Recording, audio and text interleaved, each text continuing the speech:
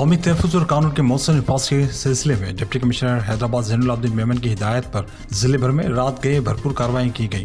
Deputy commissioner Hyderabad Zainul Memon ने assistant commissioner तालका Latifabad Saud Ahmad के अफराद तालका लतीफ़ाबाद के मुख्तलिफ इलाकों में शादियात, बैंक्वेट्स और चाय के होटलों के खिलाफ कार्रवाइयाँ की जो मुकर्रर औकात से तजावुज़ करके खुले हुए थे। डिप्टी कमिश्नर की हिदायत की रोशनी में assistant commissioner तालका city Babar Saleh रहोबोटो ने भी तालका सिटी के मुख्तलिफ इलाकों में इसी नोयत की कार्रवाइयाँ की। असिस्टेंट कमिश्नर तालका कासिमाबाद आतफ सियाल की ज़ेर निगरानी तालका कासिमाबाद में भी देर रात कार्रवाइयाँ अमल में लाई गईं, जिनका हदफ इजाज़त शुदा औकात से ज़ायद चलने वाले रेस्टोरेंट, शादी हॉल, बैंक्वेट्स और चाय के होटल थे। डिप्टी कमिश्नर हैदराबाद की जानिब से जारी करदा इंतज़ामी अहकामात में वाज़ेह किया गया है कि मुकर्ररा SOPs पर सख्ती से अमल दरामद कराया जाए और किसी भी खिलाफ वर्जी की सूरत में सख्त इंतज़ामी कार्रवाई अमल में लाई जाएगी।